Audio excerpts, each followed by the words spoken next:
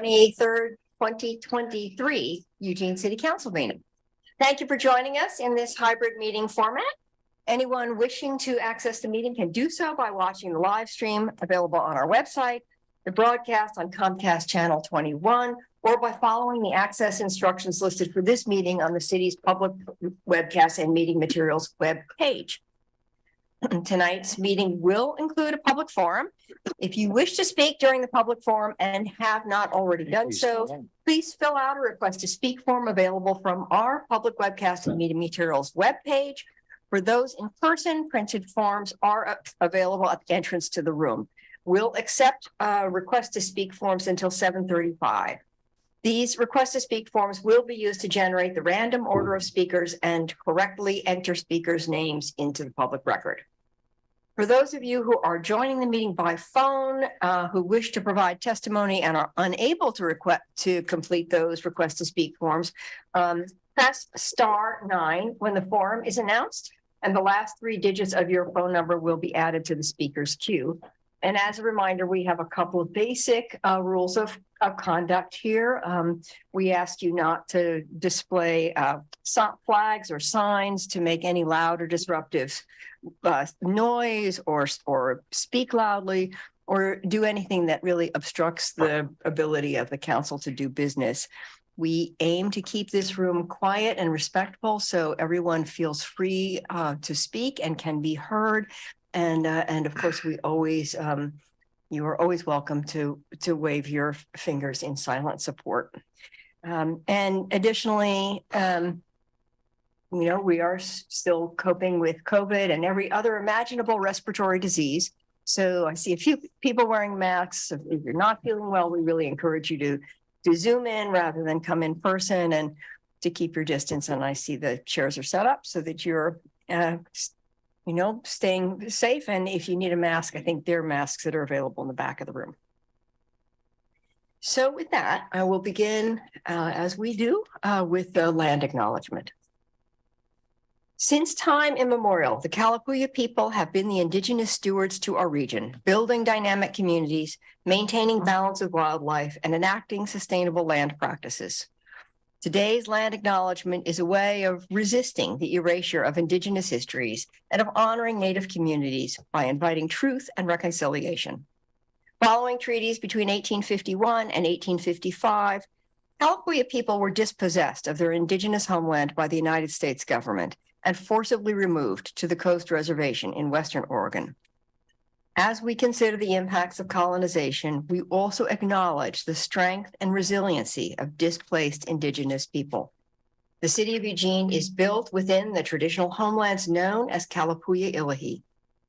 Kalapuya descendants are citizens of the Confederated Tribes of Grand Ronde Community of Oregon and the Confederated Tribes of the Siletz Indians of Oregon. They continue to make contributions in our communities here and across the lands.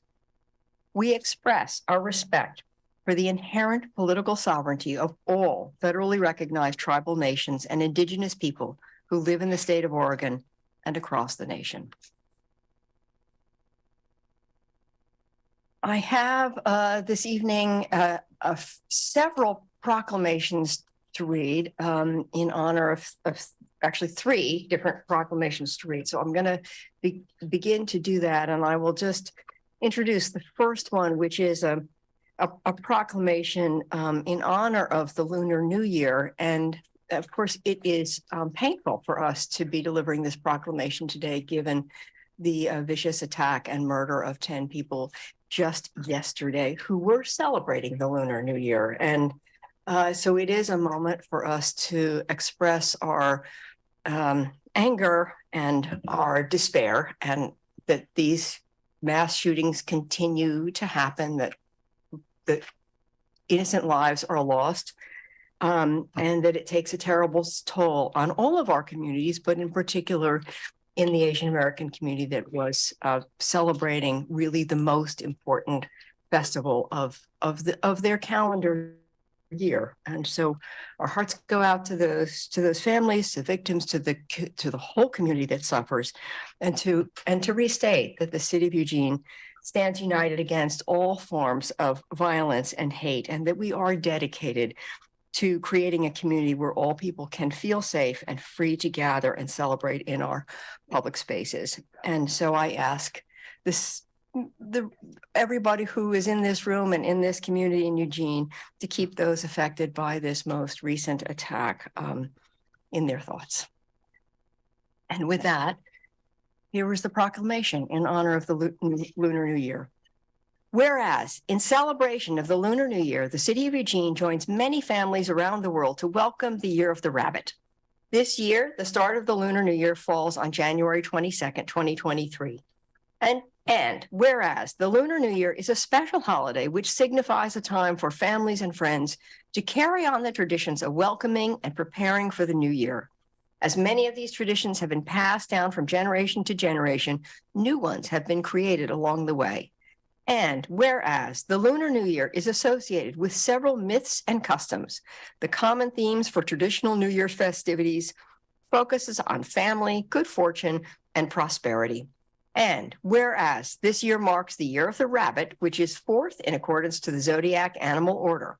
Each zodiac animal represents their own unique qualities. According to tradition, the Year of the Rabbit is a symbol of positivity, peace, and responsibility. And whereas during this time of joy and renewal, the Lunar New Year celebration is an opportunity to educate and promote the rich cultural heritage of our communities.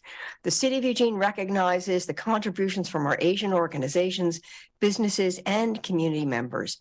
And whereas the City of Eugene wishes all its community members good health and prosperity as we welcome the new lunar year. Now, therefore, I, Lucy Finnis, Mayor of the City of Eugene, do hereby proclaim January 22nd, 2023 to be the start of the celebration of Lunar New Year in Eugene, Oregon, and encourage all people to acknowledge, learn about, and celebrate the new lunar year, its traditions, and other cultural practices.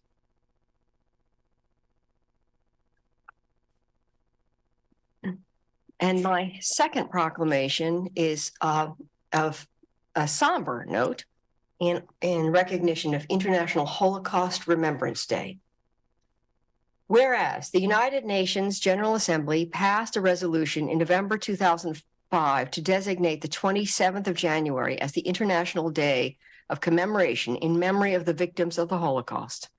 And whereas since 2005, the UN and its member states have held commemoration ceremonies to mark the anniversary of the liberation of the Auschwitz-Birkenau camp and to honor the victims and survivors of the Holocaust. And whereas this year on International Holocaust Remembrance Day, the City of Eugene commemorates the 78th anniversary of the liberation of Auschwitz-Birkenau, and whereas the purpose of International Holocaust Remembrance Day is to serve as a date of the official commemoration of the victims of the Nazi regime and to promote Holocaust education throughout the world. And whereas the City of Eugene City Council has passed resolution number 5190 in 2017, declaring the City of Eugene's opposition to anti-Semitic hate and bias crimes. And whereas the City of Eugene joins its Jewish community to honor International Holocaust Remembrance Day and encourages all community members to reflect on this day of remembrance. Now, therefore, I, Lucy Finnis, Mayor of the City of Eugene, Oregon, do hereby proclaim January 27, 2023 to be International Holocaust Remembrance Day in Eugene, Oregon, and encourage all community members to join in this special observance to honor the victims and survivors of the Holocaust worldwide. And third, and my final proclamation of the day is in recognition of World Religion Day. Whereas the National Spiritual Assembly of the Baha'i is of the United States, of the Baha'is of the United States, established and observed World Religion Day, an annual celebration in 1950 to bring attention to the harmony of the spiritual principles of every religion, as well as the role of religion in developing vibrant communities. And whereas the observance of this day, which is sometimes called Religious Freedom Day, acknowledges our right to practice, pray, and preach our faiths peacefully and openly, without fear or religious persecution. It also calls for all religions and faiths in the world to recognize that all religions and faith have common spiritual goals. The United States Constitution provides freedom to practice religion fully and freely, or to practice no religion at all. And whereas there is a need for harmony and understanding between religions and faith systems, as well as a need to celebrate the commonalities of the over 4,000 recognized religions and faiths in the world. The diversity found in religions and faith systems provides the community with different traditions, beliefs, and places, from churches to mosques to synagogues to temples. And whereas here and across the world, certain religious groups and minority communities continue to face intimidation, violence, and unequal protection under the law. This type of hate is harmful to communities and countries. And whereas the city of Eugene strives to break down barriers, seen or unseen, that can hinder religious freedom, inclusivity, and progress. By working to remove these obstacles, community members of all religions and no religion are treated with equal dignity and respect.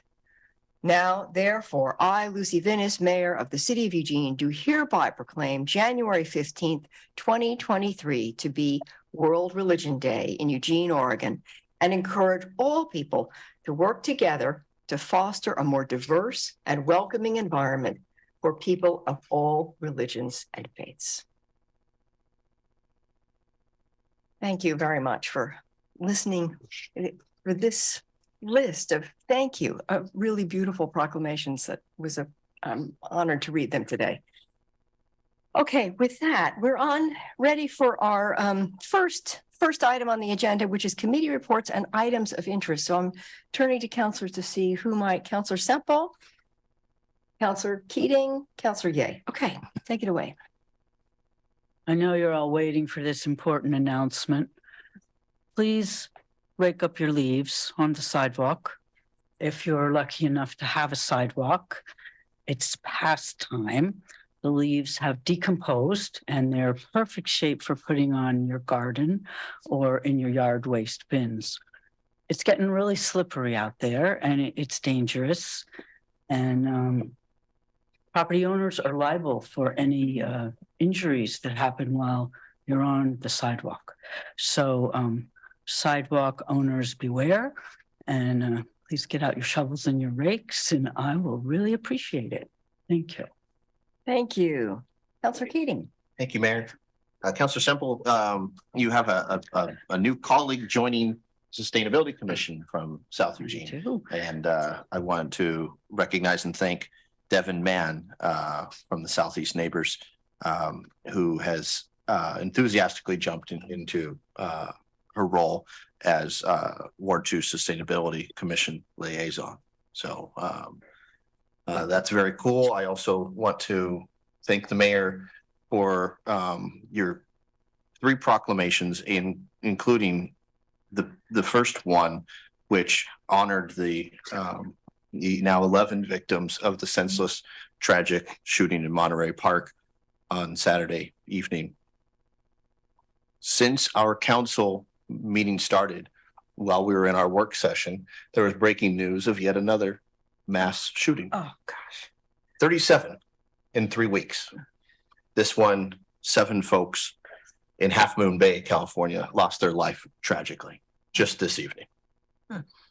According to the Journal of the American Academy of Pediatrics, firearm injuries are now the leading cause of death of young people under the age of 24 in the United States. Over 1 million lives have been lost in the United States due to firearm violence since 1990. I'll leave that there, Mayor. That is sobering. Yes, thank you.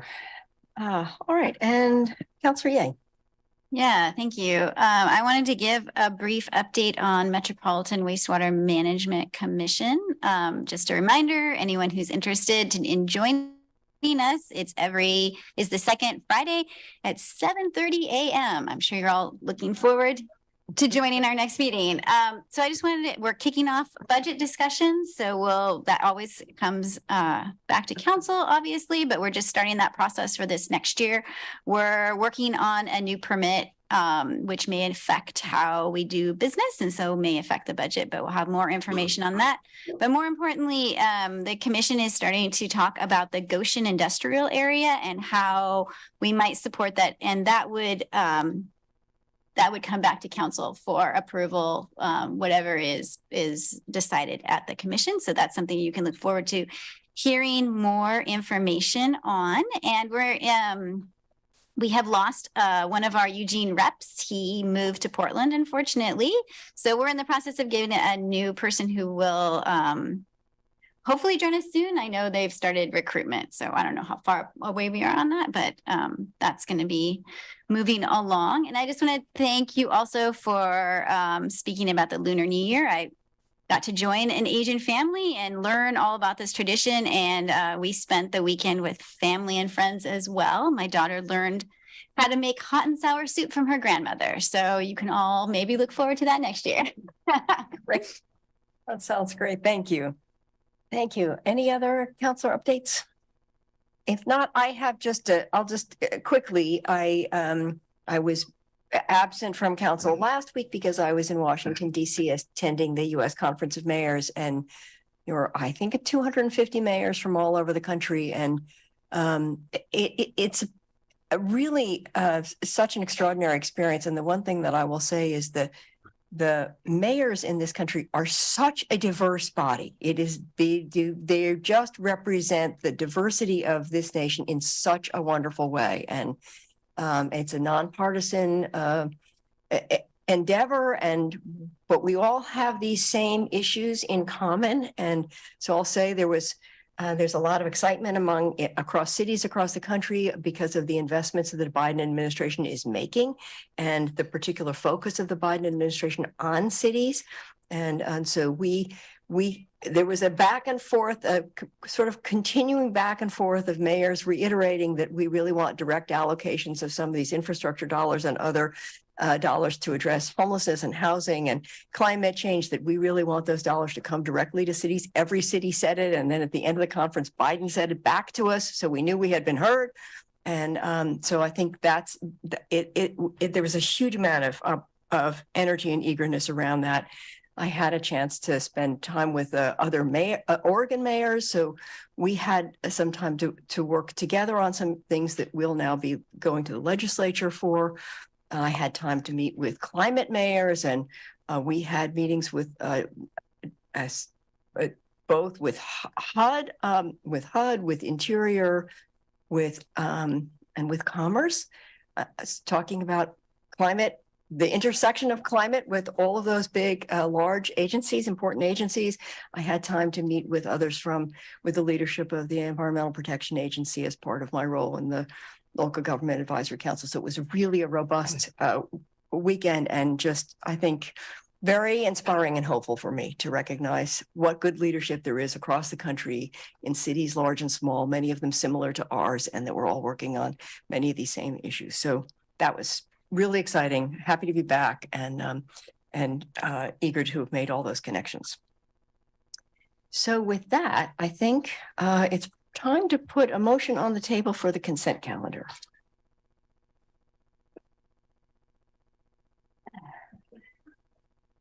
Mayor, thank you much. Move to approve the items on consent calendar 1. Would somebody second that, please? It's Alan's job, I think. Can you second it, please? Second, I have a comment.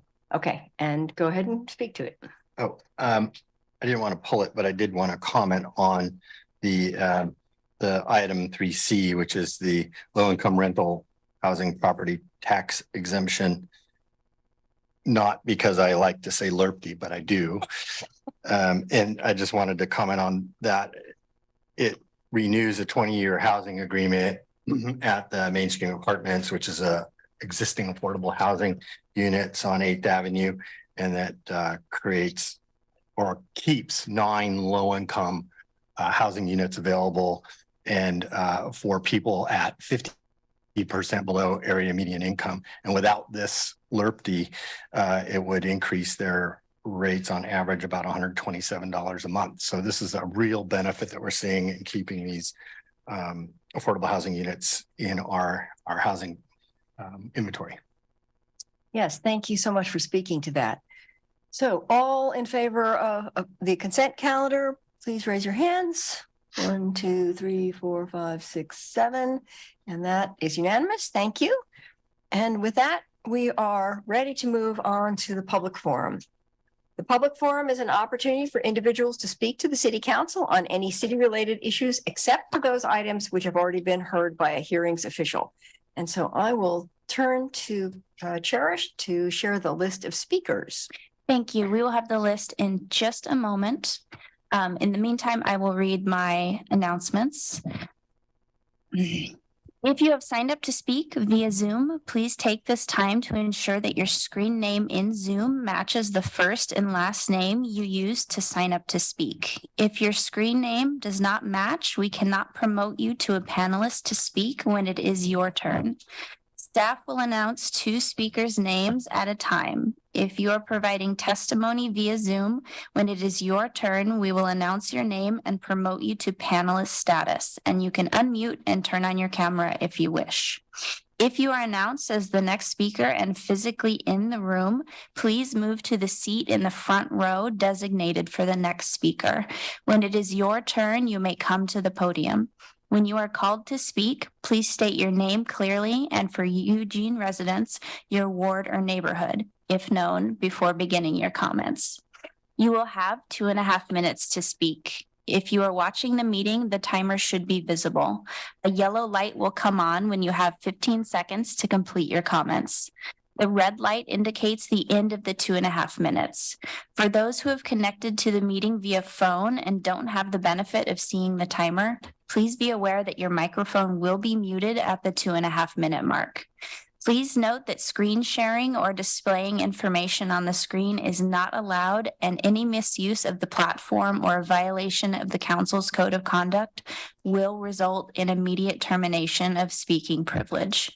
If you have documents to give council, please place them in the council inbox basket near the podium. All right, we have 25 speakers this evening. 26 speakers this evening. With Richard Locke.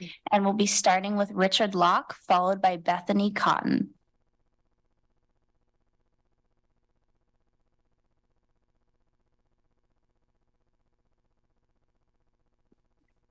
Good evening. My name is Rich Locke. I'm a Ward 8 business owner and the president of the Eugene Business Alliance. I'd like to share with council my tour that I took of Ward 7 in the Whitaker area between basically the park block area to the river all the way down into to 99 to 6th. What I found down there is a real mess. I was out of my car. I talked to people. I talked to some homeless people. I talked to some residents and stuff. And one of the residents, she was, in her 70s, was very upset about, people camping in her right of way there. And she's been bribing them off with cans. But one of them, because he's not getting cans, has been urinating on her door every night. So at the end of when we closed down the park at Washington Jefferson Street, I know that the EPD or the council or whoever pulled back all of the feeding, the on-site feeding of the homeless there. There was probably at least 200 people underneath the bridge there in the skate park area, the basketball hoop area. And there was 2 people, commercial people feeding there. And I was kind of taken back because I thought that had stopped. And as far as I'm concerned, that's a promotion of gathering there, right? Graffiti is everywhere. It is just staggering how much spray paint those guys are using in that area down there. and then as I got deeper into the neighborhoods and stuff, I noticed that there's a managed service provider on damn near every street corner. But there's never a mess around their facility. It's absolutely amazing. How can that be? The residents and businesses are plagued with it and they're not. The last thing I wanted to say was the gas ban should go to the voters. Thank you, Richard. Next, we'll hear from Bethany Cotton, followed by Cherie Miller. Good evening, Mayor, City Council, and Manager Maderi. I'm Bethany Cotton, resident of Ward 7. Welcome to my new councilwoman. I ask that you schedule a vote and pass the city residential electrification ordinance. Following the playbook of corporations profiting from products that pose a threat to human health and the environment, like HCFCs, lead paint, asbestos, and DDT, Northwest Gas wants you to think the sky will fall without frack gas. Like was true for those now banned dangerous products, the hysteria is just that, hysterical. We need only look to the recent good news from scientists that the hole in the ozone layer is closing, as predicted, to demonstrate that we are capable of addressing a catastrophic global problem. We just have to stop producing and using the products that cause that problem. The science is clear. Burning gas in our homes is making us sick, exposing us to indoor air pollution so severe it is directly responsible for an average of 12% of childhood asthma cases. Fracking, transporting, and burning methane gas is also catastrophic to our climate. EWEB has said it can handle the increased demand from electrification. Local builders, architects, and contractors have told you they are happy to build all electric homes. Doctors have pleaded with you to heed the concerns about indoor air quality. Renter and low-income advocates have reminded you that the vast majority of Eugene residents do not in reality have a choice about their energy source. We have heard some of you say that you want to focus on other areas of emission reduction. Please do tackle transportation. Please install solar at the airport expansion. Without you taking every action in your power, our admirable climate action plan isn't worth the paper it's written on. The decision is remarkably simple. Take action to protect the health of our community, our kids, and reduce our climate impact, or side with a private corporation profiting from its toxic product. Please listen to your better angels and electrify Eugene. Thank you. Thank you, Bethany. Next, we'll hear from Cherie Miller, followed by Steve Ox. Cherie, go ahead and unmute.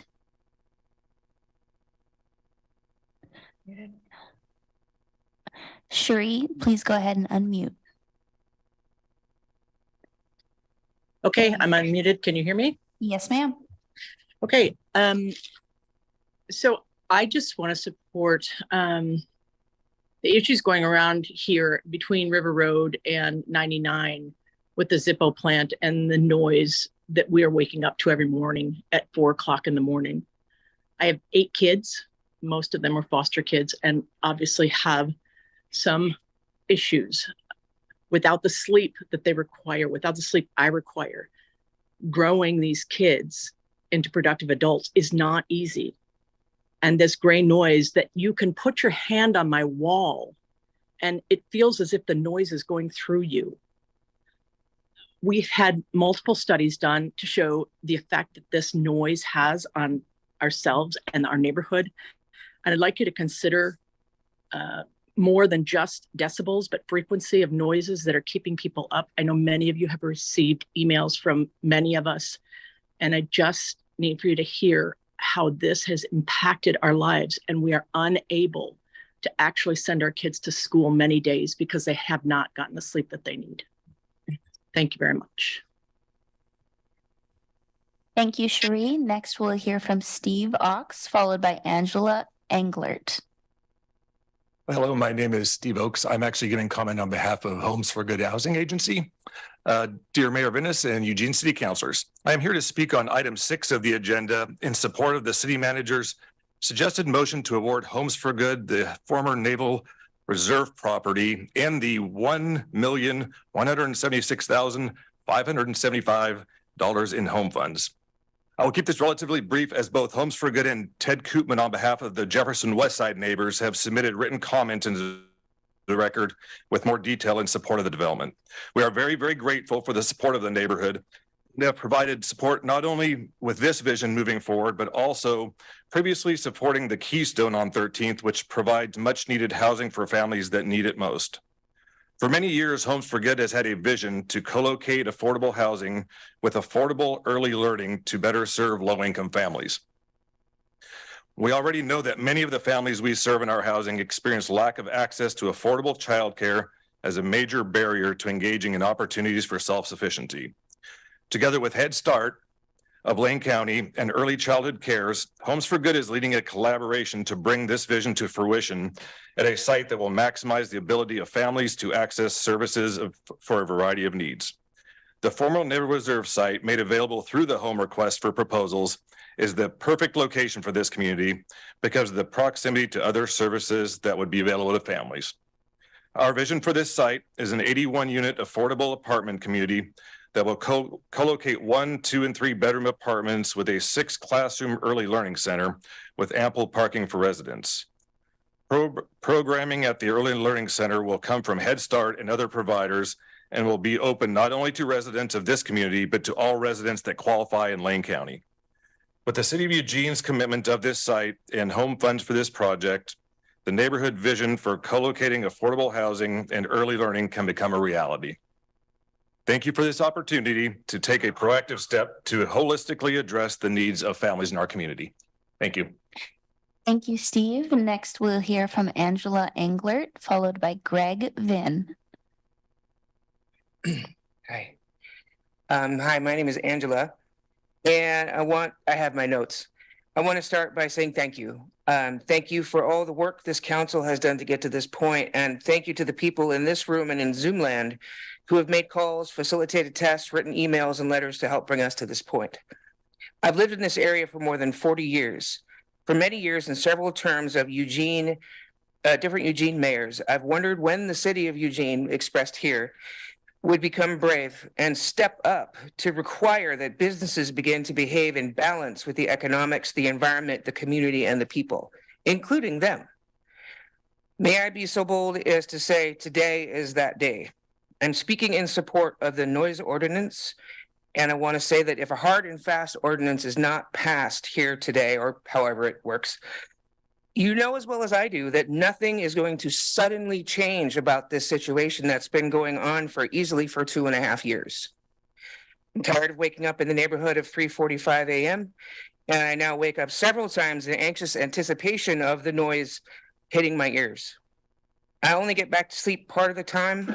I'm suffering with an ear infection from the earplugs that I have to use every time it happens.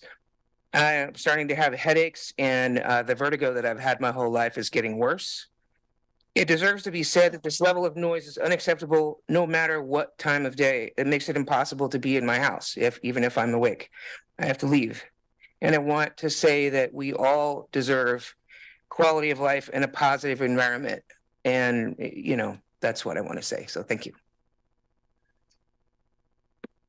Thank you.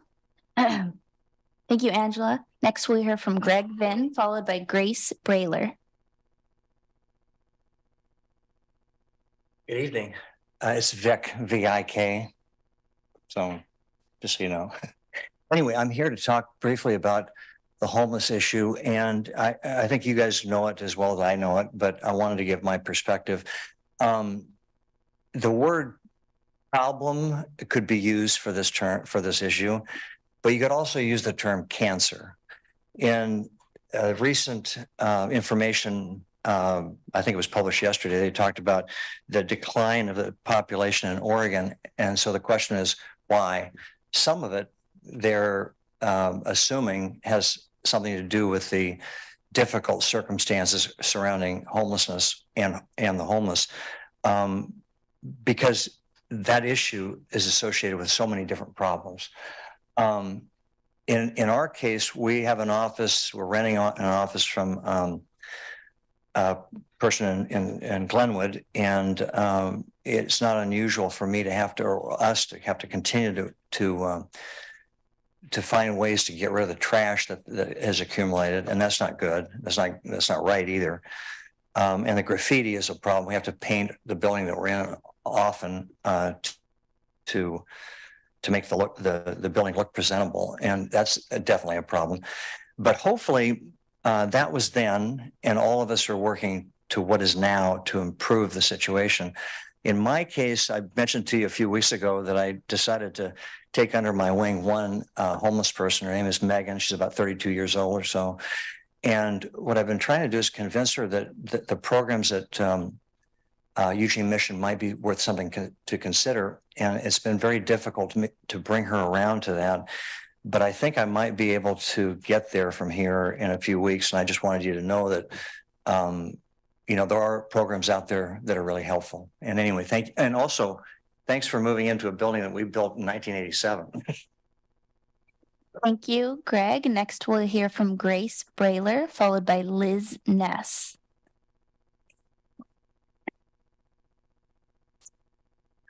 Good evening, Mayor Venice, City Councilors, City Manager Maderi. My name is Grace Brailer. I live in Ward 1. I'm here to testify in support of the ordinance mandating the electrification of all new residential construction in Eugene, both to meet the city's climate goals and secure a just transition away from climate polluting fossil fuels. In my professional capacity, I have degrees in environmental science, as well as environmental and natural resources law and policy, followed by years of experience in the field of public interest environmental law and policy here in Oregon. In my personal capacity, I have been a renter in Eugene for years, including in wards 3, 4, and now 1, and likely will be for the near future, given the tremendously tight housing market. All of the rentals that I've lived in have had gas stoves, including my current house, which I know exposes me to harmful pollutants like nitrogen dioxide while I'm cooking in my small kitchen, as well as to carcinogens and the unburned natural gas that leaks out even when the stove is turned off. My mom, a former educator for decades, and my parents are also renters. I have one elderly parent who is very ill and largely housebound, and I'm very concerned about their prolonged exposure to these pollutants given their vulnerable health and their status as renters. What has been especially infuriating is Northwest Natural's relentless misinformation campaign that has infiltrated my neighborhood and even our local public schools. Pamphlets hung on my neighbors' doorknobs are riddled with catchy but wildly misleading statements that greenwash methane gas and disregard the many environmental and health harms shown to be associated with our continued reliance on fossil fuels. Please listen to the countless community voices who have spoken out against this harmful misinformation and in strong support of a fossil-free future. Please value the perspectives of renters, youth, and those with health vulnerabilities, and ultimately act with community care by passing the electrification ordinance. Thank you so much for considering my input. I appreciate it. Thank you, Grace. Next, we'll hear from Liz Ness, followed by Carolyn Partridge. Liz Ness on Zoom, can you go ahead and unmute? Yes.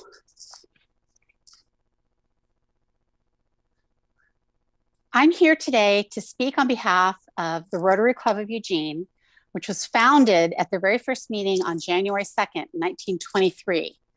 The original 18 members included then Mayor Charles O. Peterson of Eugene, as well as leading businessmen from this community. Our charter date was March 15th, 1923. And by 1953, we had 155 members. And at the peak, had over 350 members of leading business people and astute other members in this community, including mayors and city council members for many years. We are responsible for spinning off numerous other Rotary clubs. In fact, all the Rotary clubs in our community have come from the Rotary Club of Eugene. And Springfield was the first one that was started in 1946. The various things that the Rotary Club of Eugene have done over the years, it's numerous. Keep Willamette Pass open all year, support the new circuit court jurisdiction, legal aid clinics, Gleeman clubs, city tennis courts, support for performing arts. We helped build Halt Center, Comfort Amphitheater, Cutbirth Amphitheater, Alton Baker Park, the skate park, the Peace Park. We cleaned up Skinner Butte many, many years ago and have maintained it for several decades. Our members go up there once a week and empty the garbage, and once a year we have a big cleanup that we all participate in. The Rotary Duck Race has raised millions and millions of dollars to benefit the children of this community. We participate monthly in Food for Lane County. As far as homelessness goes, we have supported and built shelters for Opportunity Village, Emerald Village, Conestogas in 2 different locations. We provided over 150 volunteers for COVID mass vaccination clinics. I could go on and on. The work that Rotary's done in this community is critical and has helped shape Eugene and make it into the community that it is today. We tried to work with the Parks Department to find a way to memorialize the Rotary Club of Eugene and our 100-year anniversary this year, but we're really getting stalled out. We've tried to find ways to put a plaque somewhere, perhaps down in the new area, the new waterfront area, or perhaps something up at Skinner Butte. And we asked the council to work. Thank you, Liz. Your time has concluded. Next, we'll hear from Carolyn Partridge, followed by William Smith. Hello, Mayor, councilors, and City Manager Maderi. My name is Carolyn Partridge and I live in Ward 2. When I was a kid growing up in the 1950s, we had a coal furnace. I can still remember hearing my dad shoveling in the coal at 6 in the morning. It kept my family warm. At some point, a gas line was built along our road. My dad hand dug the trench for a new gas furnace. We were going to have clean burning natural gas. No more coal soot in our house or neighborhood. It was a great improvement.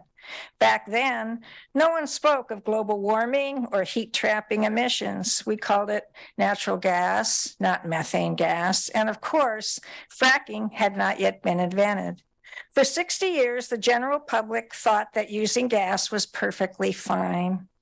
Now it's 2023 and our knowledge has evolved. For example, we've learned that there are some very harmful effects associated with extracting and burning gas. We've developed better technologies to fill our energy needs, and the science has become much clearer. We must phase out fossil fuels as rapidly as possible to prevent climate chaos from becoming even worse. So, to quote Maya Angelou, do the best you can until you know better. Then, when you know better, do better. I appreciate all the work you have done passing the climate recovery ordinance and making a climate action plan. Recently, I've been asking my neighbors if they know about the ordinance or the action plan. None of them were aware that the city has emission reduction goals for 2030 or even an action plan. They need to know these things if the city is to move forward on climate. You passed the reduction goals back in 2014. It's time to act like you want to achieve them. Don't be timid. Pass the electrification ordinance for new residential construction. Reach out to the community. Send a citywide mailer with the goals that are spelled out in the ordinance. Include some of the great graphics from the CAP website.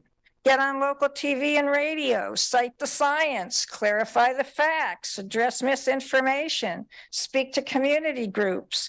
You're our leaders. Please lead on this crucial issue. Thank you, Carolyn. Next, we'll hear from William Smith, followed by Angelique Orman.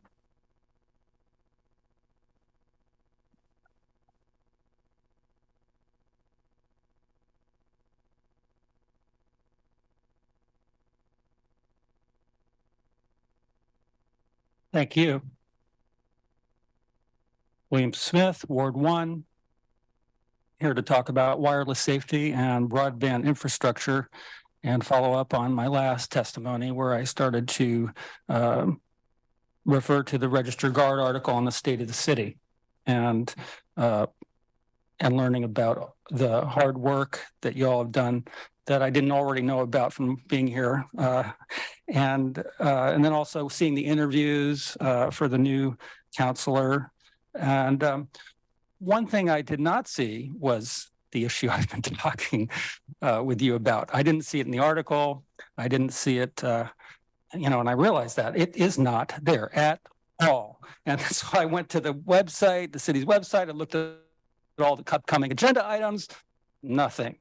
And I'm looking at the 3 years I've spent working on this issue.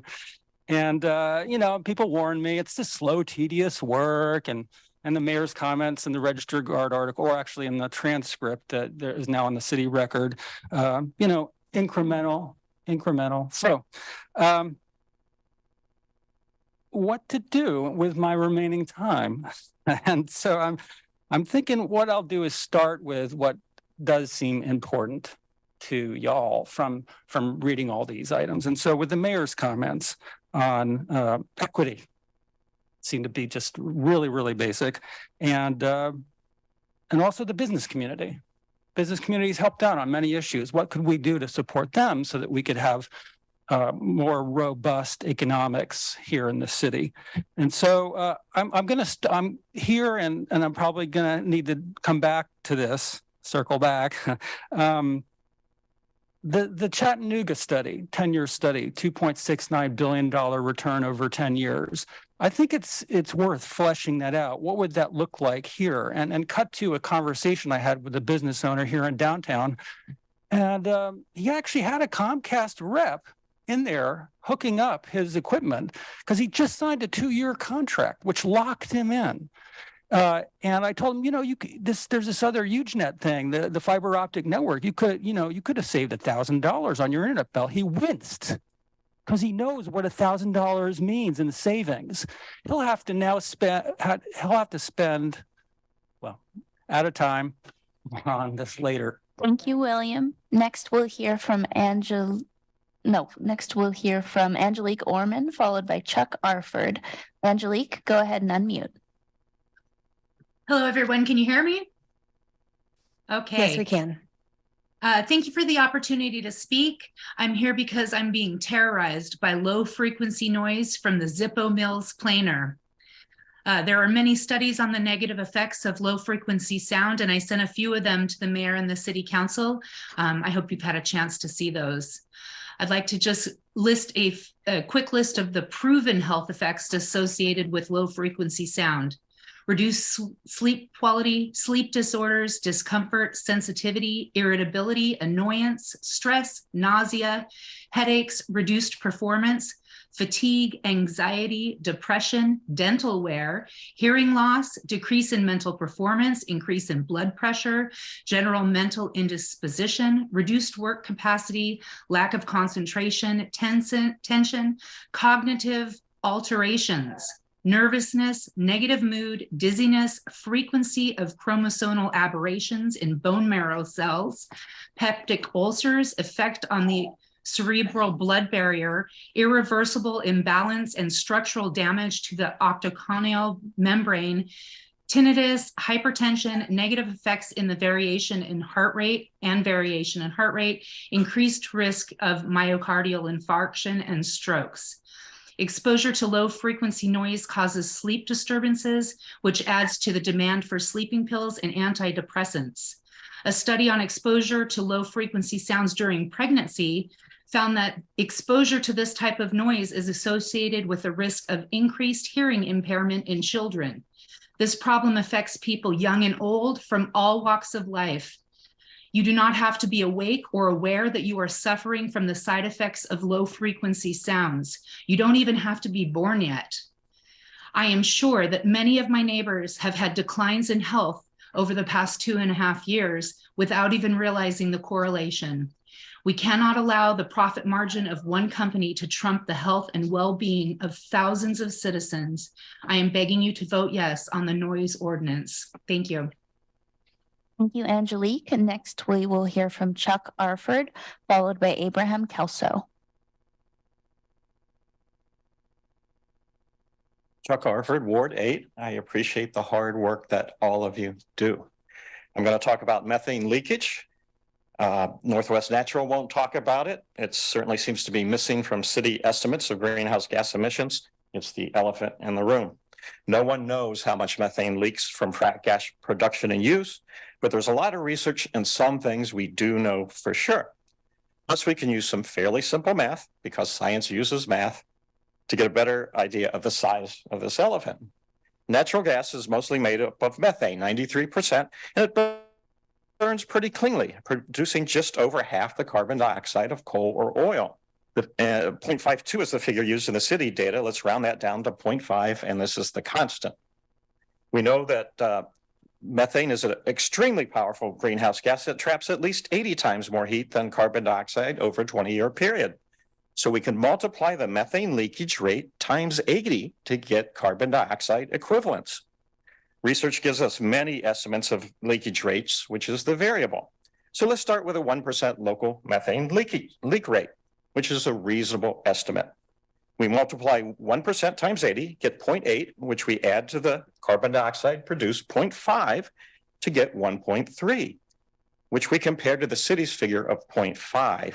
We are already 2.5 times the city's estimate of natural gas greenhouse emissions. The elephant's getting pretty big.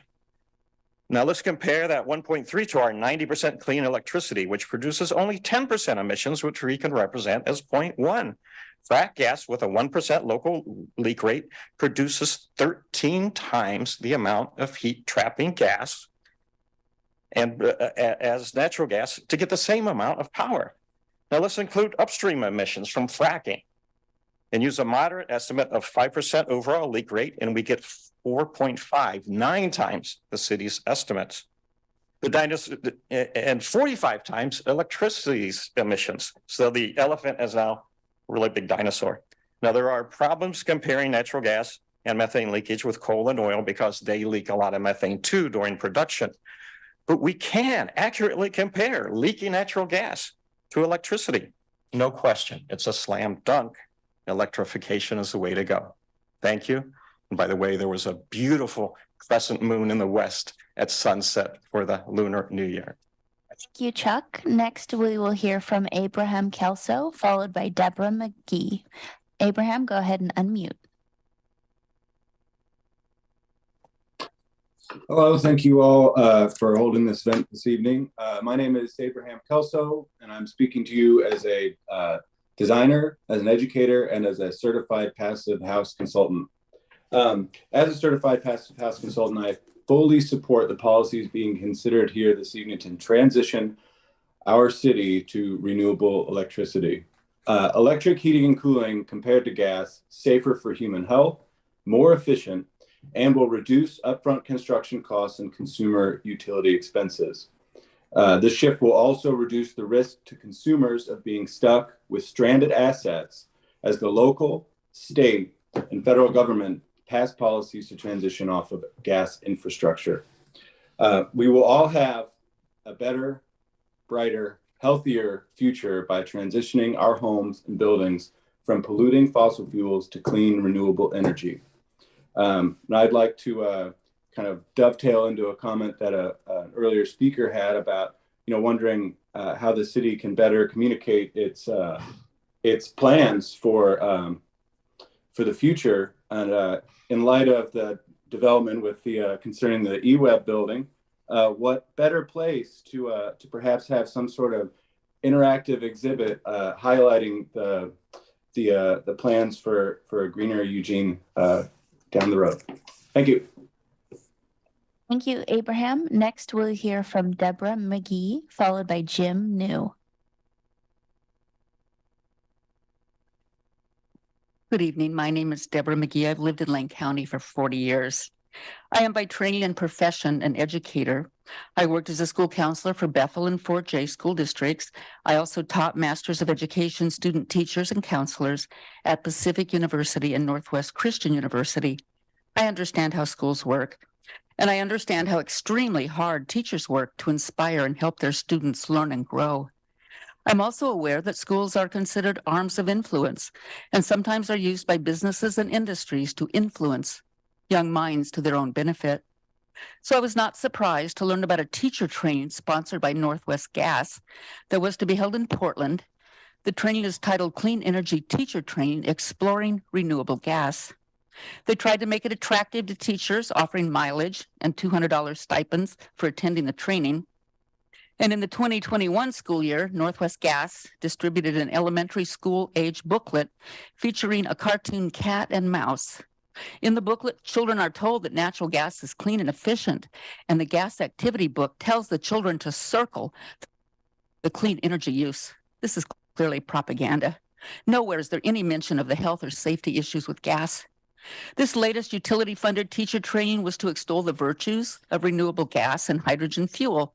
But the truth is, at best, renewable gas can only replace 3 to 7% of current fossil gas.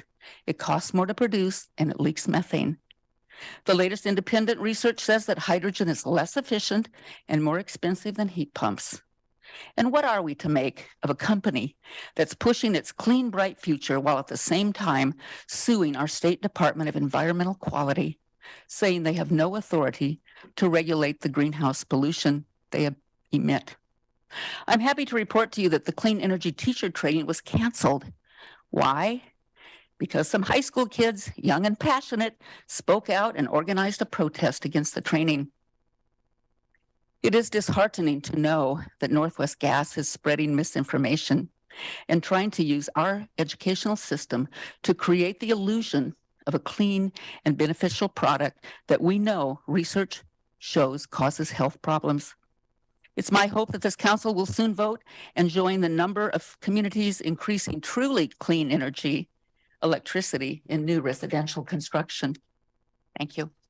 Thank you, Deborah. Next, we will hear from Jim New, followed by Valerie Rosenberg. Mayor, City Council, and City Manager. My name is Jim New. I live in Ward 7.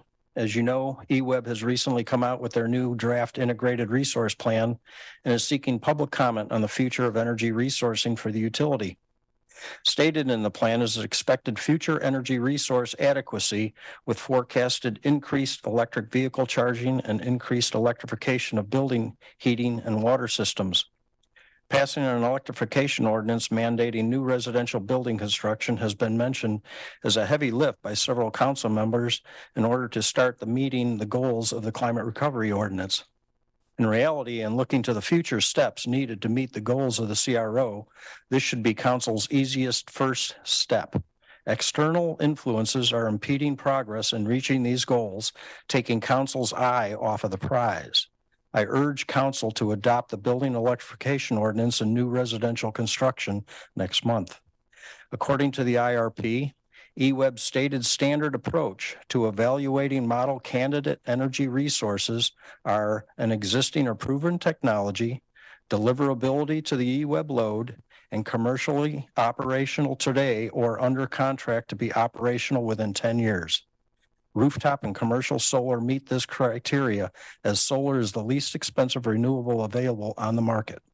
On February 8th, the council has a scheduled work session on the Eugene Airport Advanced Terminal Study. There isn't a more opportune time to incorporate a city community solar plan into the airport expansion project.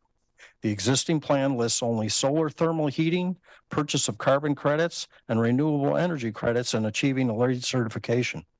Cities across the nation, Cincinnati being one of them, have incorporated community solar into their climate plans, and airports are optimal sites as this has been approved by the Federal Aviation Administration. In the next week, I will be sending council some information on this subject, and I hope you take the time to look at it before the February 8th work session. I am pleased to hear the city and eWeb have renewed negotiations on the purchase of the riverfront property. As I stated a few years ago, I feel that property would make a fine city hall and save the city in reconstruction and construction costs, repurpose and reuse, right? Also concerning the ordinance regulating commercial and industrial noise on tonight's agenda, I urge the council to take the city manager's recommendation and adopt the amended ordinance. Thank you, Jim. Next, we will hear from Valerie Rosenberg, followed by Laura Shu. Valerie, go ahead and unmute. Okay. Dear Mayor Venus, council members, and City Manager Mederi, thank you for providing me with this opportunity to testify. My name is Valerie Rosenberg, and I'm a resident of Eugene in Ward number 3. Recently, an incident occurred where the Bonneville Environmental Foundation proposed a teacher training for educators on the use of renewable natural gas, also known as RNG, and hydrogen, two fuels with which Northwest Natural Gas would like to promote as alternatives to methane gas. Although that training was canceled, I am bringing this to your attention as one way that Northwest Natural Gas tries to convince people that they are working on viable solutions to climate change. Here are the facts about natural gas, RNG, and hydrogen. A new study shows that 1 in 8 cases of childhood asthma is attributable to indoor gas ovens. Natural gas inside the home is not just dangerous for children, it has negative health effects for all of us.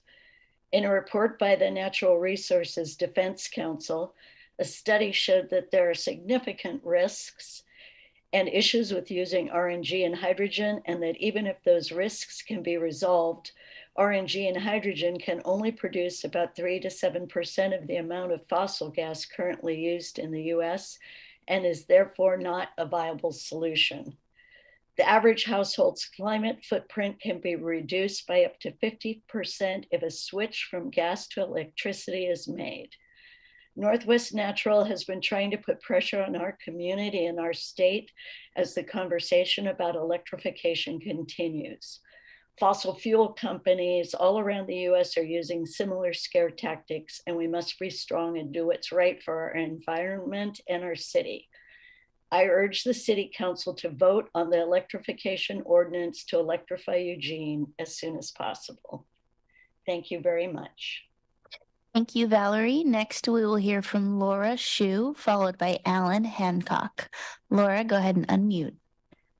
Can you hear me? Yes, ma'am. Yes. Great. I'm Laura Shu. I'm a resident of Ward 7. Thank you to everybody for this opportunity. I welcome Lindsay Leach as our new Ward 7 councilperson. 2.5 years ago, a single small company 2 miles away from me decided on their own to convert a quiet residential area that a year before cost me hundreds of thousands of dollars to buy into a loud industrial area.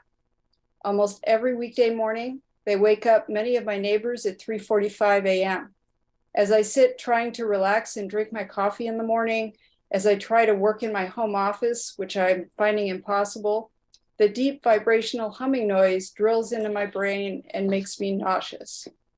At least hundreds of people have been negatively impacted by this. I beg you to not allow Zippo laminators or some future company to get away with single-handedly degrading the character of our neighborhoods, reducing the value of our homes, and harming our health and sanity. Now, the proposed noise ordinance wasn't developed out of thin air. At least from my understanding, the standards in it are those that are in the state of Oregon regulations. It's time for Eugene to at least catch up to the state and for our officials to start enforcing these standards. Please adopt this noise ordinance and begin enforcement right away. Zippo has had more than 2.5 years to prepare for this. Our health and sanity shouldn't have to wait any longer. Thank you for your time and attention to this urgent matter. Thank you, Laura. Next, we will hear from Alan Hancock, followed by Mason Tyler. Alan, go ahead and unmute. Hello, my name is Alan Hancock, and I'm a resident of Ward 3.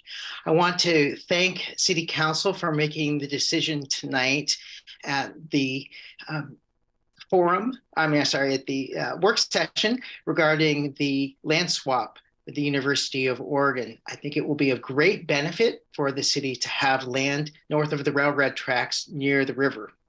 In particular, that parcel will play a key role in connecting the Ruth Bascom Path and Alder Street. These are the two most heavily used routes for bicycling and walking in the city, and yet the connection between these two routes currently is both dangerous, inconvenient, and really unpleasant. And we know that if a route is unpleasant, dangerous, and inconvenient, that people, especially young people and old people and people who are new to riding a bicycle, will not use it. In 2010, the city commissioned a feasibility study to determine whether a an underpass could be built under the railroad tracks across from Alder Street directly to the Ruth Bascom path. And they determined that it is possible. And so it was designated in the system plan in 2015. With city ownership of that property, it will make the construction of that underpass so much easier because there'll be one less landowner to deal with. Still, there will be design challenges and it will cost a lot. But it's very timely because, as you know, there are so many people living just blocks away in these new apartments, and they're being built left and right. Thousands of new residents will be within blocks of the river, and they will want to walk and ride to the river. And there will be people living near the river at the new riverfront development that will want to walk or ride a bike to get to the university. So now is the time to start thinking about this. It was a very prescient decision that you all made, even if you were not aware that it is on the transportation system plan. And as the pavement bond measure or the street bond measure discussions emerge in the coming weeks and months, I hope that you will consider using some of those funds to be able to help fund this underpass that's a crucial connection between Ruth Bascom Path and Alder Street. Thank you. Thank you, Alan. Next, we will hear from Mason Tyler, followed by Stephen Streck.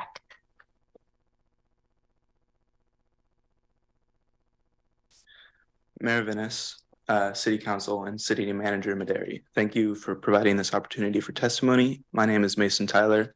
Today I'll be speaking on the Climate Recovery Ordinance. I'm a resident in Ward 7, as well as leader in North Eugene High School's Eco Club.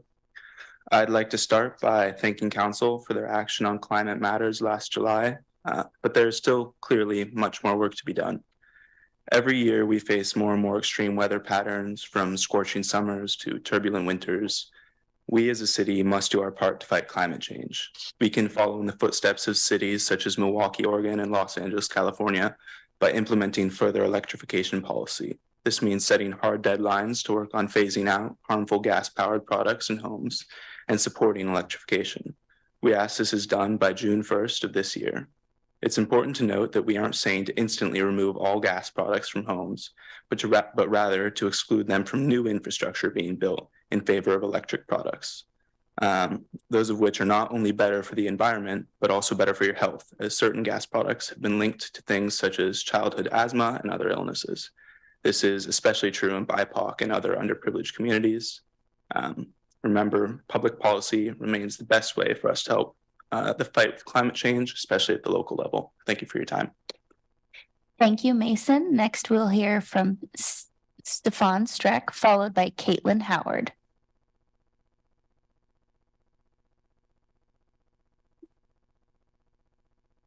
Yeah, well, righteous word. Thank you, everybody, for coming here tonight for the Lunar New Year Public City Council meeting. Pretty sweet. And as always, I super appreciate what everyone has to say. I'm a little bit hungry, so just slightly stick to my main agenda of just wanting what's best for everybody. And I think it's pretty easy to be focused on problems close to home, but there's a lot of ways we can be the best and do better. Like Oregon is well known all over the world as a center of peace and understanding, and people that really enjoy working together. So in a world with too much hunger, I appreciate having a brief moment of silence.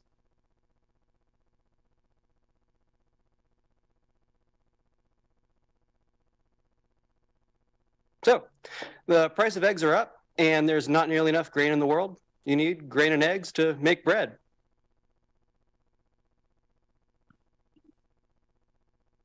It's pretty simple. And I think that everyone would do their very best and be at their top shape at these meetings if we had a little bit of, food for people.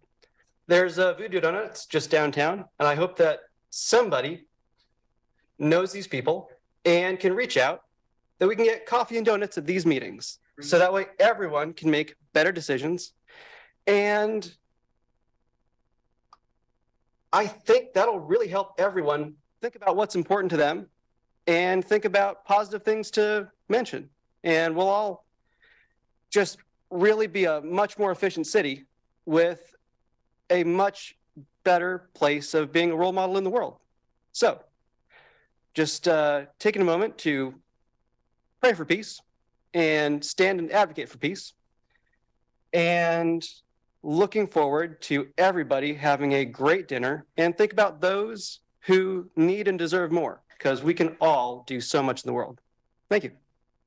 Thank you, Stefan. Next, we will hear from Caitlin Howard, followed by Thomas Newman. Caitlin, go ahead and unmute.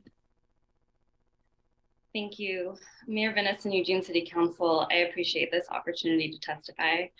My name is Caitlin Howard, and I'm a resident of Ward 1, and I am here to speak in support of the ordinance to electrify Eugene.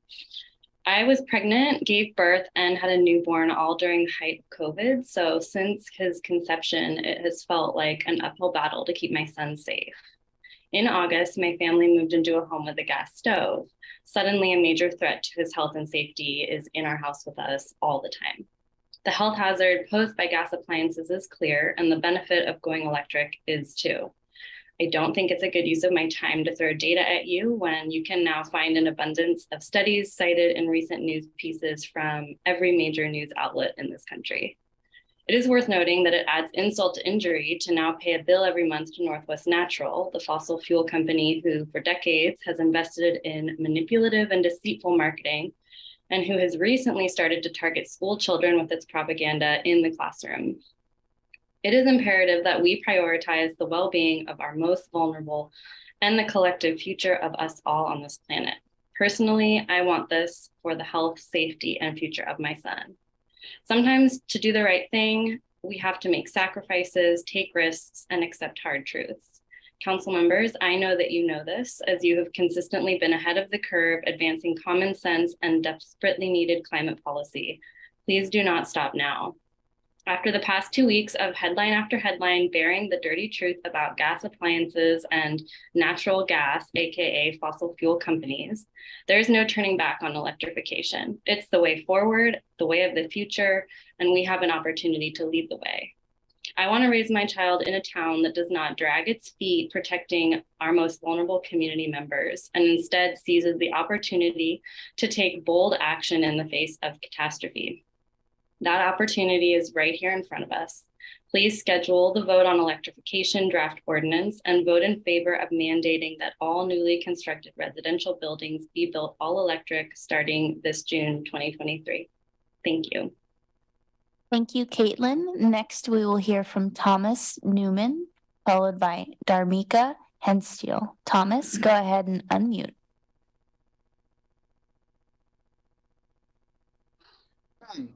Thomas Newman, Ward 2. I just want to say for once that I agree with Mike Clark on something and strongly disagree with Matt Keating, my counselor, on something. I disagree with Mike Clark on many issues, but I do agree with him on one thing: economic opportunities and attracting business to center core in downtown areas of Eugene. I share the same sentiment as many others that like Fifth Street Public Market being a touristy and too glitzy, and that why do we need another sports facility? I don't really care that much about sports. But here's the thing, all those things attract money, and Eugene is not Portland. We do not naturally attract businesses and economic opportunities that are to this town. So we are lucky for whatever is offered to us. Think of all the economic opportunities as like an IRA plan. If we do not invest in them, our city stays the same, but we potentially lose all the money that we would have gained from tourism and jobs and affordable housing. And going back to the potential U of O training center, we are getting additional 8 acres and of what I think is more valuable parkland near the downtown Riverfront Park, which is we've already spent millions of dollars on. The $1 million I get is not very much anymore, but we can always negotiate more with the U of O on this. On the subject of the U of O, of the science factory losing some parking, it's not that big of a deal because we get better quality of ADA parking, certified parking. However, we need to talk about that. You know, we're that even Bend has gotten rid of parking minimums, and Eugene is still hung up about parking. We are supposed to be progressive, Eugene. We should be a focus on active transportation, electric bike transportation, and achieving the mayor's vision on more EMX and public transportation. That we should stop worrying about. Oh, I'm sorry. Thank you. Thank you, Thomas. Next, we will hear from Dharmika Henstiel, followed by Samuel Blake.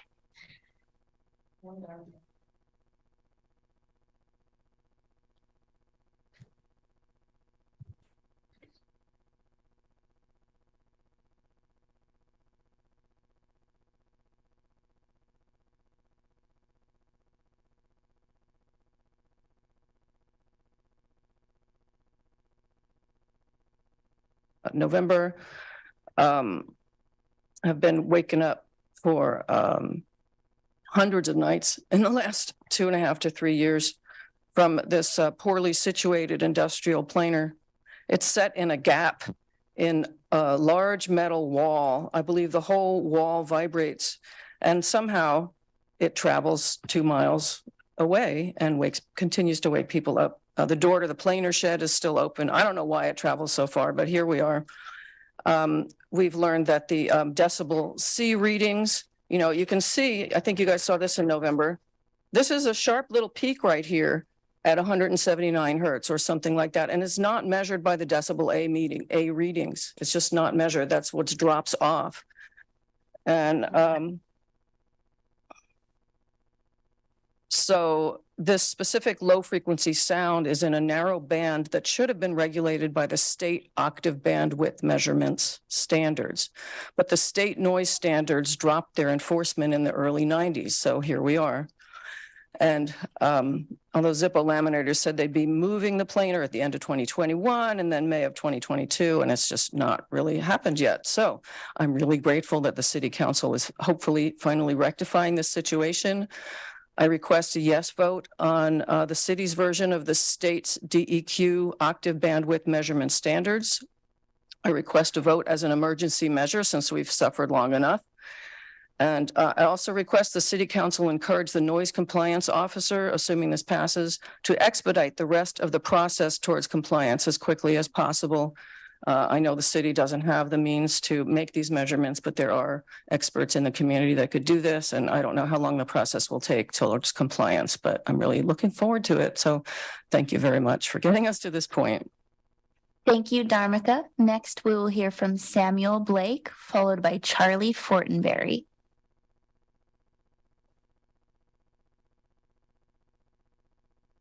Mayor Venus, City Council, and City Manager Mederi, thank you for providing me this opportunity for testimony.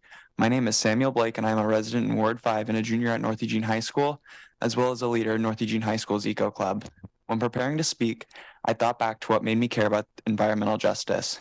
In doing so, I recalled all of the sweltering, record-shattering heat waves and all of the suffocating forest fires. I remember learning more and more about the climate, and with each statistic I saw, I also gained another ounce of anxiety, not only for myself, but the future at large. While we appreciate the positive action taken by the City Council last July, the job is still far from done. Oregon should be a leader in the fight for environmental justice, and our opportunity is here. We can do this together now. I urge the Council to support citywide electrification. It's time to stop the spread of harmful gas infrastructure and begin working towards retrofitting existing buildings in our communities. This is what you can do right now to help the planet on a larger scale than any one person. As you all know, solutions such as natural gas and green hydrogen are not permanent and serve to only slow down the inevitable transition to clean fossil-free energy. The use of methane gas in buildings is also one of the fastest growing sources of greenhouse gas emissions in the state. This must be addressed in order to meet our ambitious climate goals. Numerous studies have shown that pursuing electrification can greatly reduce emissions associated with homes and buildings, with an RMI analysis on electrification in Eugene showing that transitioning a home to all electric on average would reduce emissions by 70%. After another summer of record-breaking and deadly heat waves, wildfires, and drought, and in the face of dire warnings from the scientific community, we know that we can no longer wait to take material action to reduce pollution in the city. A recent study published in Science reports that we are on the brink of, or may have already passed, several major tipping points for global warming. This, paired with the IPCC's most dire report yet, makes it clear that the climate cannot wait. Citywide electrification is needed now. Thank you for this opportunity to testify. Thank you, Samuel. Next, we'll hear from Charlie Fortenberry, followed by our final speaker, Joshua Korn. Howdy, my name is Charlie Fortenberry. I live in Jefferson Westside, and I was just here to speak briefly in support of the Homes for Good project on 13th and Chambers. I looked at the documents, thought it was a great plan with just depth at every layer, and I wanted to just lend a voice for it to this meeting. Thank you. Thank you, Charlie. Next, we will hear from our final speaker, Joshua Korn. Thanks. We've heard a lot about a certain industry, the gas industry, and spreading of disinformation, misinformation. I'd like to enlighten you about another elephant in the room, which is the telecoms. They've been spreading misinformation and disinformation about their technologies and products for decades now. And unfortunately, because of their relative ownership of the media, they have been doing a really good job of programming public opinion on their products. Well, in addition, there's discussion of these ordinances about low frequency sound, and I'd also like to enlighten you that all of those frequencies, those low frequency effects, are actually carried on the carrier frequencies of these wireless telecom signals. So all of those same effects are affecting all of us, although in a way we can't even notice in most cases until years later when it finally hits and we, succumb to various different disease conditions. I also want to bring about the what's going on in Ashland. The Ashland community is considering new ordinance, which relates to these low frequency ordinances that you guys are already thinking about. The Ashland is standing up, it seems, to the telecoms and putting in and hiring. It looks like they haven't solidified the deal yet, but they are looking at hiring Andrew Campanelli, who we've talked about in this council on many occasions already, in order to adopt a ordinance to really basically control the local placement of these telecom transmitters so that we can retain local control. And here's some articles about this. So thank you for hearing this. Thank you, Joshua. Mayor, that was our final speaker. Thank you so much for everybody for testifying and sharing your thoughts. It's always helpful to us. I appreciate that. I am turning to council to see if there are councilors that have comments or questions on anything they've heard. Yes, Councilor Keating. Thanks, Mayor. Just ever so briefly, Liz Mess from the Eugene Rotary, she was cut off right when she was asking council to do something. I'm picking up what she was putting down, and I want to also applaud. I think this was like below the fold with like 20 seconds remaining. She said there were 150 vaccination clinics that were staffed by Rotary volunteers. I just want to thank the Eugene Rotary and surrounding Rotarians for their work. But I hear you, Liz. I hear you, and I suspect that colleagues hear you. And I hope that we can do something to celebrate that anniversary of the Ides of March. And I hope we can do something to permanently celebrate the great work Rotarians have done in our community. And then finally, Mayor, Ward 2 resident Carolyn Partridge, if this was class and we were grading papers or presentations, you would get an A+ tonight. Thank you very much for your comments. Thanks everyone who shared their perspective. That's all I got. Okay, that's great. Thank you all very much. I just second that. It was a wonderful testimony. So appreciate all of that. And I think with that, we'll move on to consent calendar 2. So Councilor Keating, would you put a motion on? I move approval of items on consent calendar 2. Second. All in favor, please raise your hands. 1, 2, 3, 4, 5, 6, 7, and that passes unanimously. Thank you very much. And then we're ready for our first action tonight. Approval of resources for housing affordable to low-income persons. So I don't know, Assistant City Manager, do you want to speak to this? And open this up. So I believe also we may have a staff presentation on this topic. That's right. That's right. Thank you, Ellen. I'll turn it over to you in just a second. This action item is to consider awarding the city-owned property at 13th Avenue near Chambers Street, the former Naval Reserve site, and development resources for an affordable housing development proposal. Council has discussed for many years the intention to offer the site for affordable housing development. Community development staff will provide a brief presentation of the development proposal by Homes for Good for your consideration. Thank you. Good evening. I'm Ellen Mae Galloway with Community Development. The discussion of the annual Affordable Housing Request for Proposals, or RFP, is usually on Council's consent calendar, but the 2022 Affordable Housing RFP was unique. In addition to offering over $1.1 million in Eugene Home Funds for rental housing development proposals affordable to households with limited incomes, the RFP made available the city-owned property on 13th Avenue near Chambers Street, also known as the former Naval Reserve site. The city received one proposal from Homes for Good, so we wanted to describe the project proposal for your consideration. Homes for Good's development proposal is called Naval Reserve Apartments and Early Learning Center. The development proposal includes construction of 80 affordable units with 15 one-bedroom, 49 two-bedroom, and 16 three-bedroom apartments in 2 four-story buildings with common area plus 1 on-site manager apartment. The residences would serve households earning no more than 50% of area median income, or AMI. Resident services would be provided on site, focusing on meeting basic needs, improving financial stability, and building community.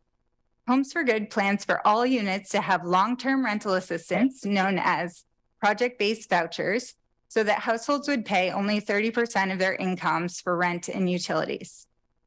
The Early Learning Center would be open for use by residents and non-residents, and Homes for Good would work with local early learning partners to provide the childcare services.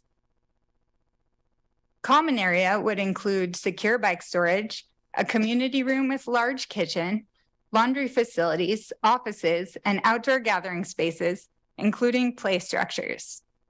114 parking spaces are planned because there's no on-street parking on 13th Avenue or 14th Avenue near the development. An evaluation committee, including Councilor Simple, reviewed the project proposal. The evaluation committee gave the proposal high scores. The Jefferson Westside neighborhood representative enthusiastically supported the project. The total cost of the development is estimated to be over $44 million. In addition to the available home funds and property, the city has $735,000 in city fee assistance to contribute to the project proposal. This contribution of approximately $1.9 million represents 4% of the total development costs. There's a funding gap for the project proposal of approximately $1.5 million for the residential portion and approximately $1.6 million for the commercial portion of the development. Homes for Good has a plan to apply for various sources in the next several months. They will apply for State Local Innovation Fast Track, or LIFT funds, and 4% low-income housing tax credits, incentives from EWEB, energy credits, and a private bank loan for the residential portion of the development. Homes for Good may apply for city systems development charge exemptions and other city affordable housing resources through subsequent RFP processes. To complete the financing of the Early Learning Center, Homes for Good will also utilize state resources, other private funds, and a bank loan. The developer is confident they'll complete their financing by June 2024. If financing is not secured by that time, the property will be made available again in the 2024 Affordable Housing RFP. The property and home funds would not be transferred to Homes for Good until all financing is complete and the project is ready to start construction. The development would contribute to housing implementation pipeline goals to create 500 units of rental housing in 5 years. Council is asked to award the property on 13th Avenue to Homes for Good for the Naval Reserve Apartments and Early Learning Center development proposal, conditioned upon completing its financing by June 2024.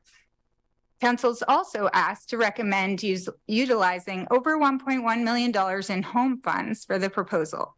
The Eugene Springfield Home Consortium Governing Board will make final funding decisions for the home funds on February 14th. Mayor Vinnis and Councilor Simple represent Eugene on the governing board. Thank you for your consideration, and I'm happy to try to answer any questions you may have. Thank you so much. I do have one counselor in the queue, Councilor Clark. Thank you, Mayor. And I appreciate your presentation. It was very good. Can you tell me when the Naval Reserve Station was initially vacated and announced a surplus? Sure. Just to add a little more information, the city has owned this site since approximately the 1930s, but the Naval Reserve closed in 2008 or 2009, and it was demolished in 2010. Gotcha.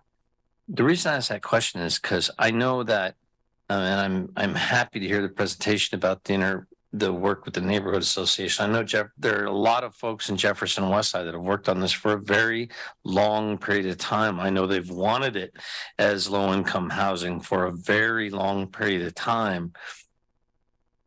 Would you care to characterize why it's taken so long? I am not sure what the answer is.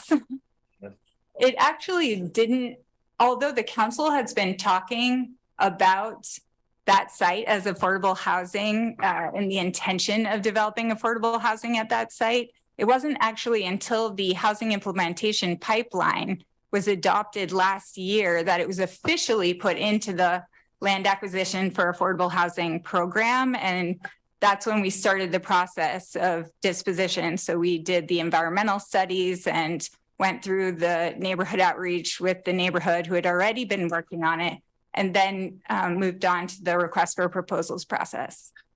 My understanding was that planning had other thoughts about what to use that particular property for. Would that be an inaccurate description? I think what you're thinking of is that there was some thought that there needed to be a zone change there in order to do affordable housing development.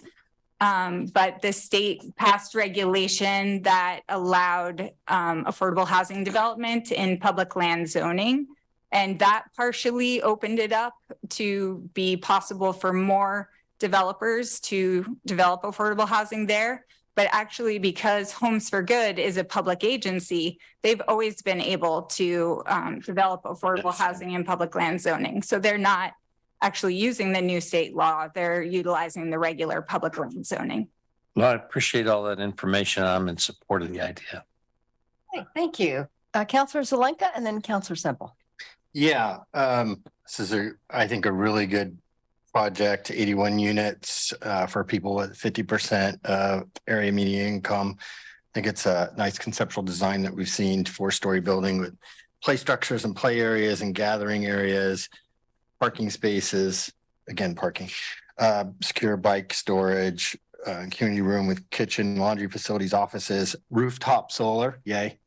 And the early learning center, which is awesome with 12,000 square feet with that would be great for kids. So questions I had around the financing, the city fee assistance program is for $735,000. They requested 400, but we give them 735 because we can give them the total amount from home. What's the sources of that money? And that's for all of our fees plus SDCs, and is there a cap on that fund? So those resources are from the American Rescue Plan Act funds that you all first approved through the supplemental budget in 2021. And then the unused ARPA funds were reappropriated through the December 2022 supplemental budget. So those resources were set aside specifically for this project to go with whatever development proposal was selected for this site.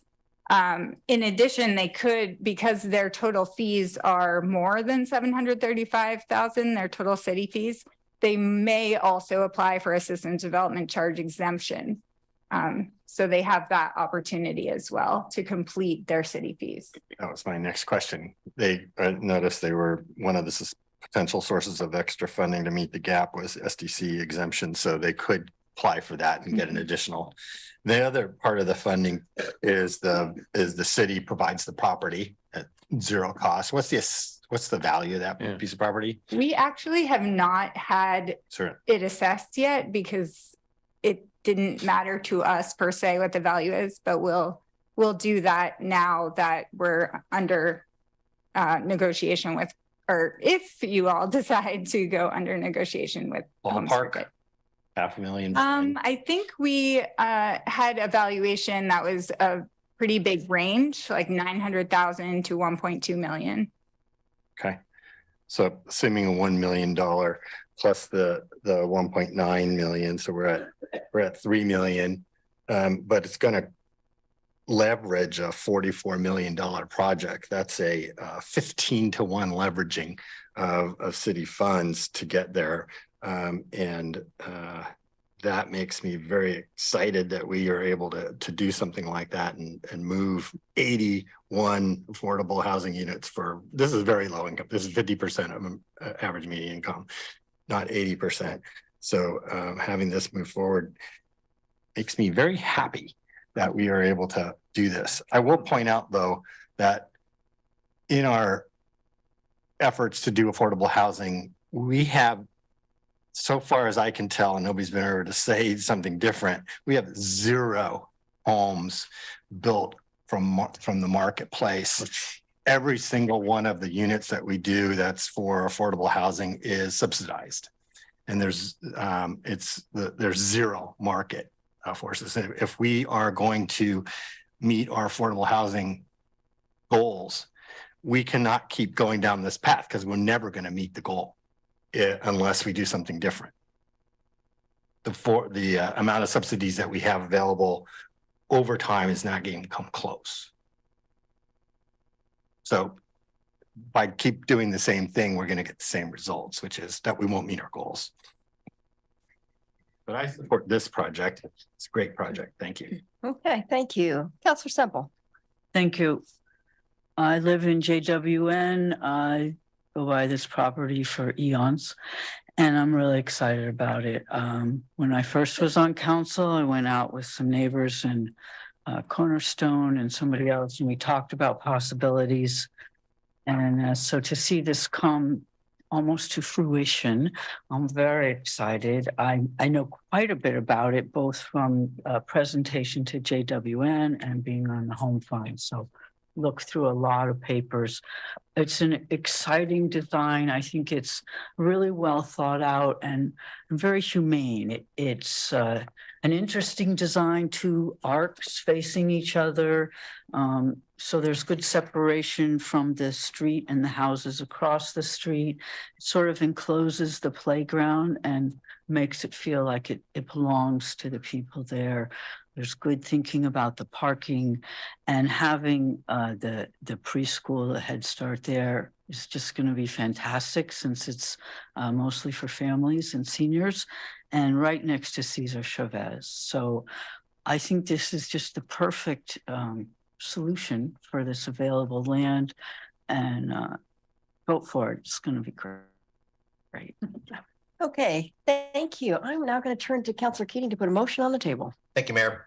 I move to award Homes for Good, the former Naval Reserve property identified on attachment A to the site AIS, for development of the Naval Reserve Apartments and Early Learning Center, provided Homes for Good secures project financing no later than June 1st, 2024. Further, move to recommend awarding $1,176,000 $1,176,575 of home funds for the proposal, provided Homes for Good secures project financing no later than June 1, 2024. Okay. All right, any other discussion, questions? All in favor, please raise your hands. 1, 2, 3, 4, 5, 6, 7. That passes unanimously. That is excellent. Thank you so much for your presentation, and very delighted that this project can now move forward.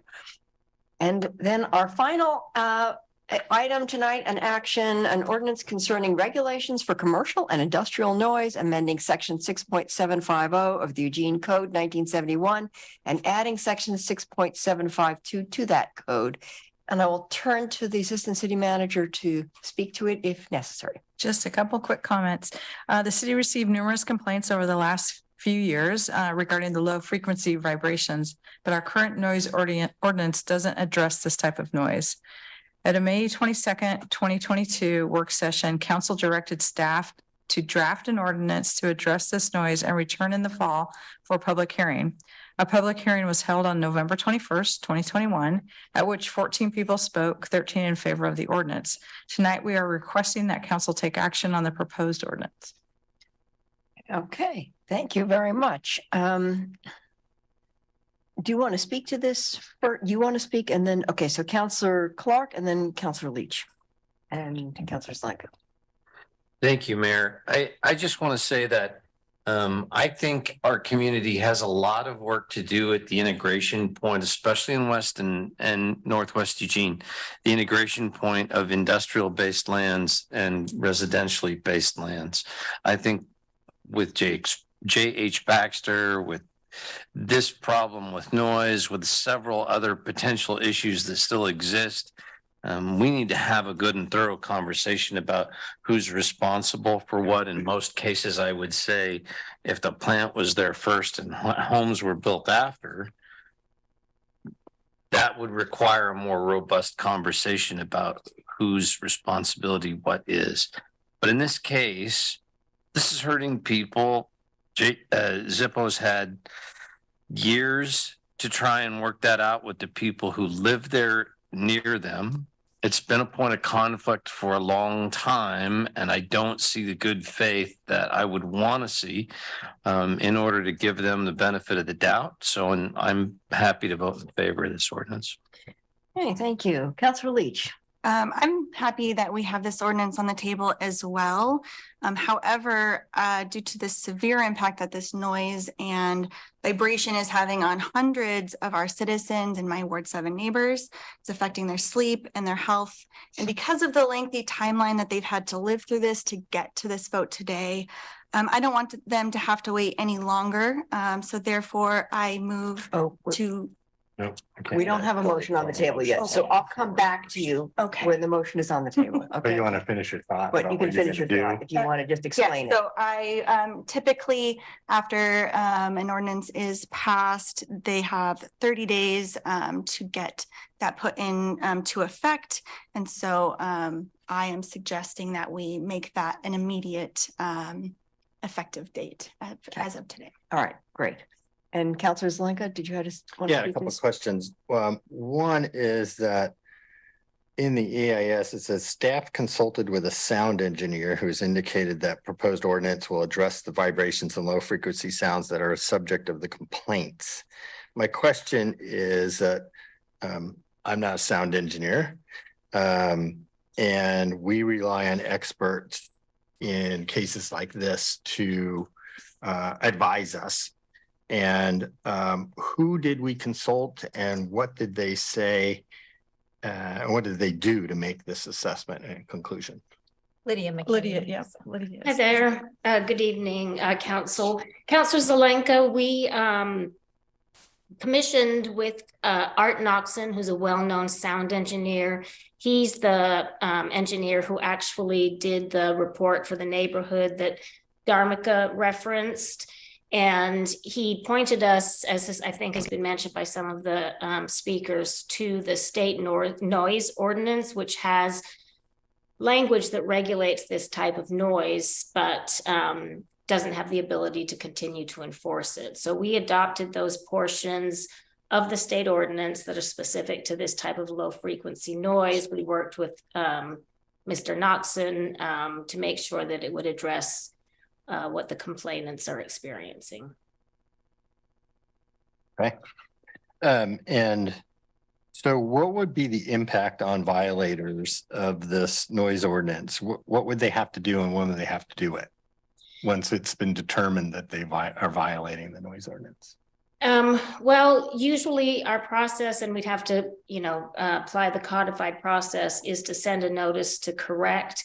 Often we allow for 30 days for a correction, but because this has been in effect for such a long period of time, and because Zippo is aware of the complaints and the action the council is taking, we would try and truncate that notice to correct.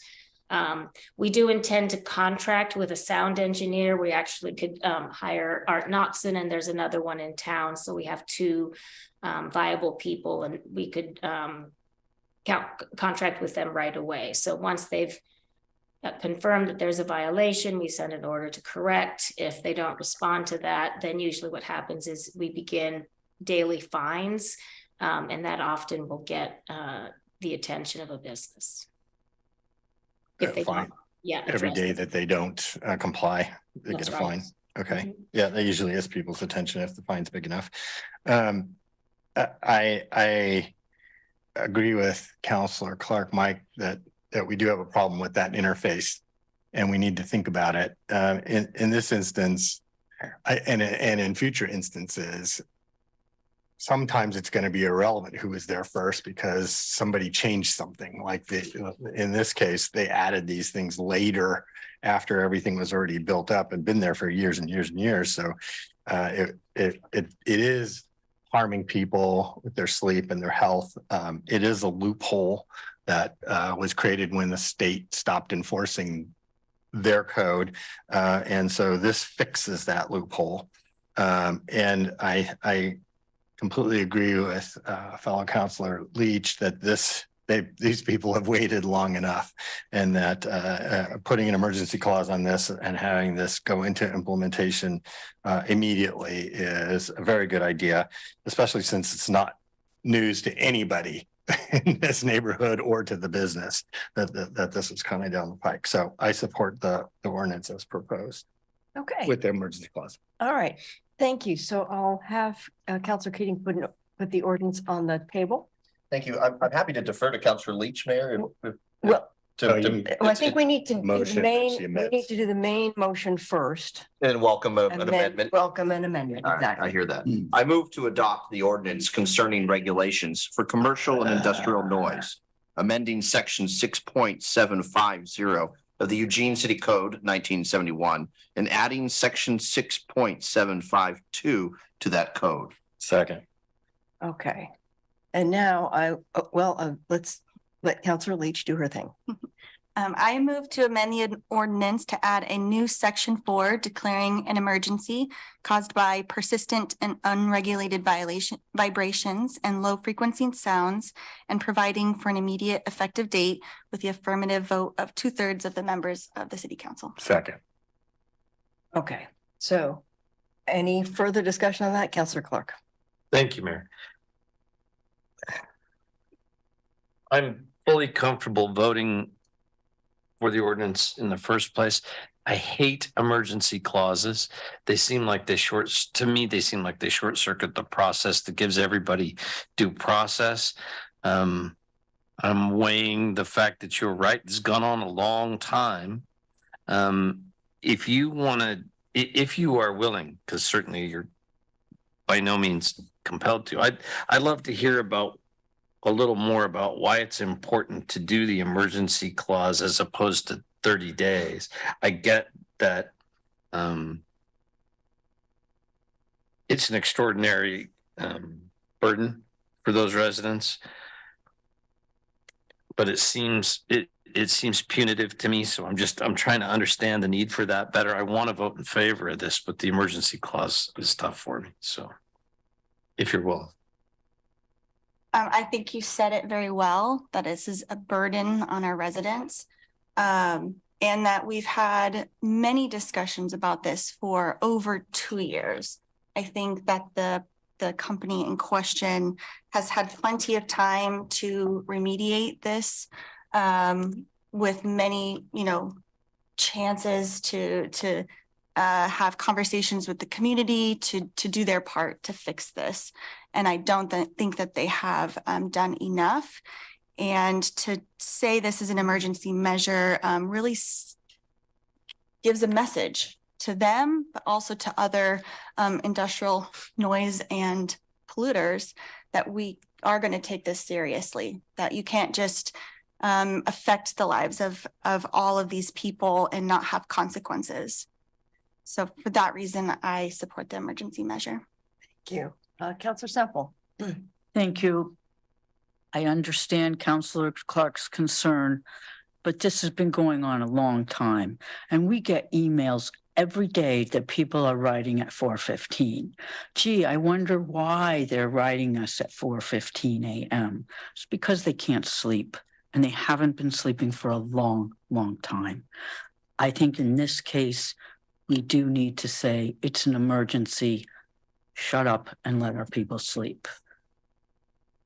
Okay, with that, I want to vote on the motion to amend. All in favor, please raise your hands. 1, 2, 3, 4, 5, 6. Opposed? 1. All right. So now we'll vote on the motion as amended. All in favor, please raise your hands. 1, 2, 3, 4, 5, 6, 7. So that passes unanimously.